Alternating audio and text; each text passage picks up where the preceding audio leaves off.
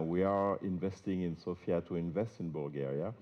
And I also know that there are many transportation projects across the region in Bulgaria and Romania that are actually necessary and being promoted by the European Commission that we would love to support. So I think Bulgaria has the experience of involving the private sector through transparent and clear PPP contracts. So we'll love to be a proponent of the next projects to come. And I think there's a lot to do in rail, a lot to do in roads, and we're definitely ready to support the future Bulgarian projects and around the regions where we already present in Romania, for example.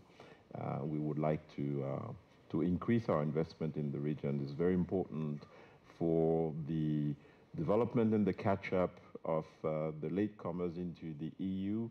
That investment in connectivity and transport is one of the key, I would say, pluses of the European Union, is to have great infrastructure and great logistics, and that's one of their, compared to other regions, Asia or the United States. So we have to keep this competitive advantage, and we have to grow it across all the member states. Congratulations.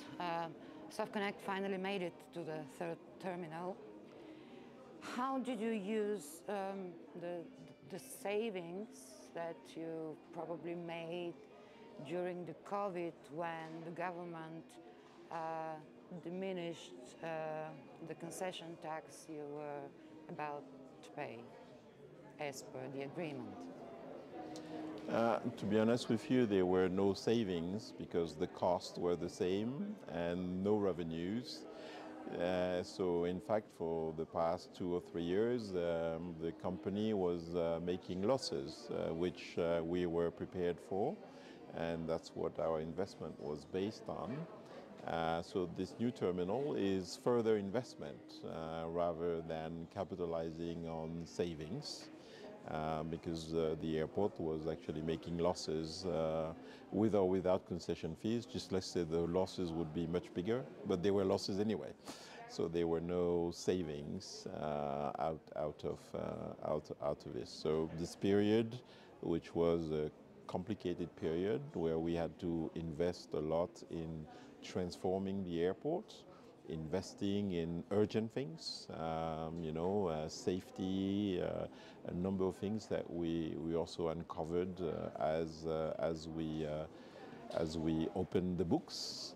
For example, there was no plan to refurbish the covered car park that has become unsafe, so we immediately move, and you will now open new parking spaces to be able to then replace the new covered car park. So all of these were normal sort of surprises, so we had to make sure we had the capacity to invest, and this is what Meridiam could do for SOF Connect, is to really bring the resources.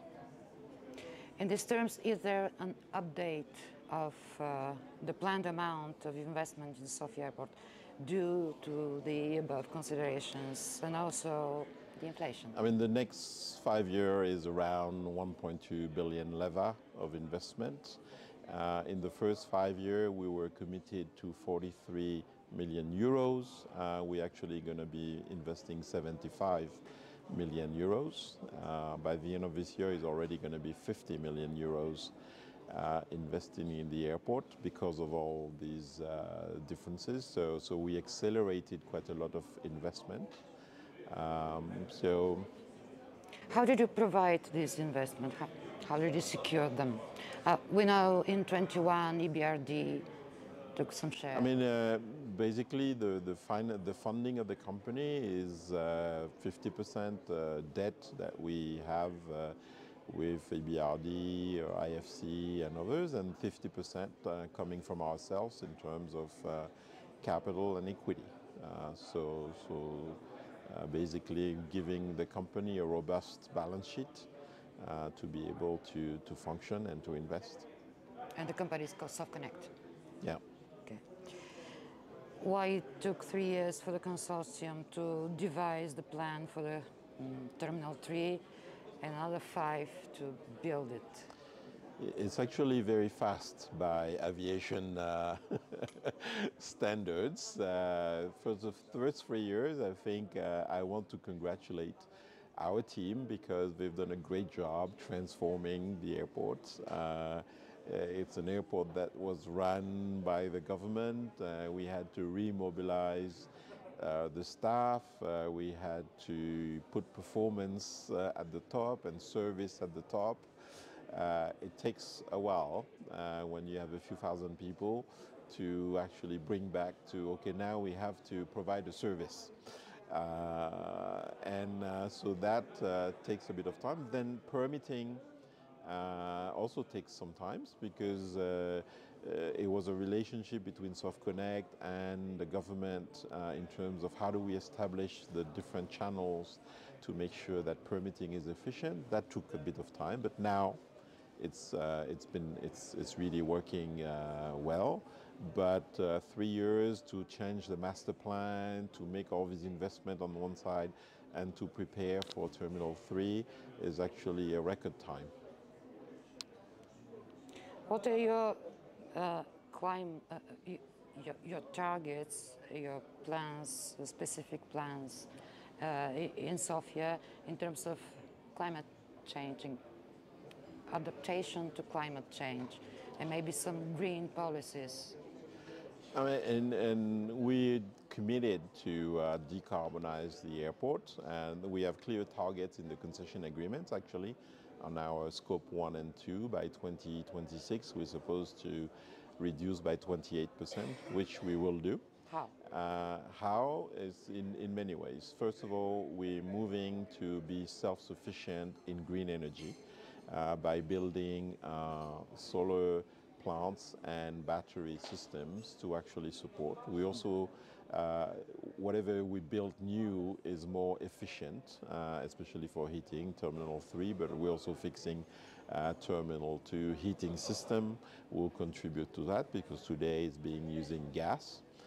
So all this transformation will allow us to reduce, but we also act on the ground mobility. So you see that all the cars and things that are used by Sofia Airport are becoming electric. Also reducing the aircraft support by electrifying as much as possible that support rather than diesel generator on the side of it. So all of these things, they are small things, but we're also working very much on being sustainable aviation fuel ready because it's the whole supply chain that needs to be ready to reduce the cost for the airlines. So the tanks, the ability to handle the mix, the ability to certify the mix, because there's an obligation by the European Union to introduce a certain level that will be increasing over the year of SAF into the fuel, so we need to be able to certify it to give it to the Do you have airline. a provider, SAF provider? We're working with, at the moment it's the introduction, the inclusion of SAF, so people like Shell or Lukoil that are the current providers, they have this obligation now, so we're working with them to make sure that this supply chain is clear. Are you going to change or maybe find another one as fuel provider? I mean, we work with many, so it doesn't matter to us as long as they're providing the airlines, really, not necessarily us. But we want to work with the best in class who can provide the most cost-efficient, sustainable aviation fuel. What is our exit strategy for Sofia Airport? We don't have an exit strategy because we're here for 25 years.